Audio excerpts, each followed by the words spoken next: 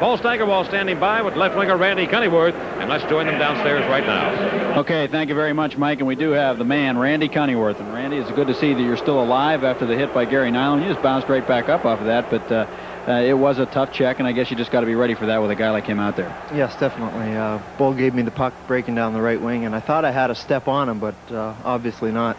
You tried to lean into him, which I thought was something that was typical Randy Cunneyworth. When you get around the boards, you like to lean in, get that body lean going, and it looked like he just grabbed your shoulder. You kind of gave him the shoulder, and he took it and threw you.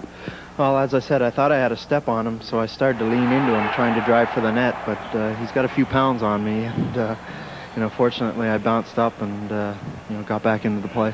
Randy, it's just been an incredible hockey game to watch. I'm sure the viewers at home feel the same way. Just a great game, and it must be great for you guys to compete in a game like this. It seems like the crowd just gets everybody going right from the opening bell here in Chicago.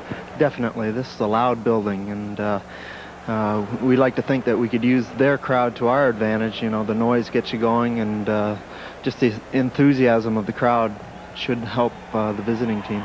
Randy, the penalty killing has been incredible here for the Penguins throughout the course of this hockey game. I know you've made some changes in the way you attack the other team's power play. It seems to have confused the Blackhawks. Explain, if you can, what some of those changes are. Well, basically, we are trying to save our energy in their end of the rink. What we're doing now is a two-man right behind each other, standing up. When the first play is made from the defenseman to the wing, we get one guy busting up. The forward guy is the first man, is busting up and trying to take him, forcing him to make a sloppy pass. Then the second man is ready to jump on that sloppy pass. You used to kind of send guys in a whirling fashion. That was the Jimmy Roberts old style of penalty killing, and I guess a very effective way of doing it, but you may run out of gas too by the time you get up to the other end of the rink. Well, that was the reason for changing it. We still may go back to it once we get our conditioning right up there. It can be an effective form of killing penalties if you've got good movement and if you don't expend too much energy. Well, you've certainly done a great job in that category. That's one of those things that's kind of an unsung quality, and of course you were the unsung hero last year for the Penguins, Randy. You were the hero on opening night with a hat trick, your first career hat trick. It must have felt pretty good. Very good. Anytime you score three goals in one game, it's the greatest experience, especially at the National Hockey League level. And opening night, it was extra special for me. And again, it was my first, so that felt good. I think the fans are now beginning to find out what you're all about, Randy, and I'm sure that you've known for a while that you were a quality hockey player, but you had to toil for the Rochester Americans for many years. Was that a good experience for you, do you think, being down there, having won the Calder Cup and so on? Definitely. We won a lot of games there. It's a great organization in Rochester. In some respects, it hardens you for this NHL. The American League is a fantastic league. It's a fantastic minor league, and I think everyone could benefit from playing down there.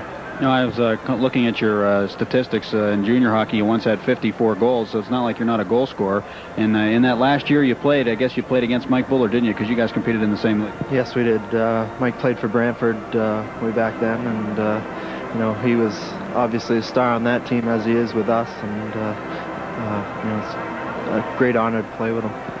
Finally, what do you think you're doing now in the NHL that maybe you weren't doing your early years? You broke into pro that now has you in the National Hockey League. Well, I think I've developed an all-around aspects of my game. I'm checking defensively as well as adding to the offense. So I think I've put a lot more stress on my defensive game at this point.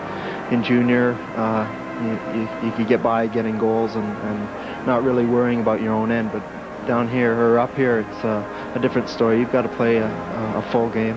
And you've turned that defense into some outstanding penalty killing and great checking, Randy, and you've been a real asset to the Penguins here in the first couple of years, and we look forward to continue watching you perform and go get them in the third period. Thanks very much, Paul. Randy Cunneyworth, the unsung hero of the Penguins, who's suddenly becoming a sung hero, if you will. We'll return to Chicago Stadium in just a moment. The Penguins leading the Blackhawks 2-1 on the Penguins Hockey Network.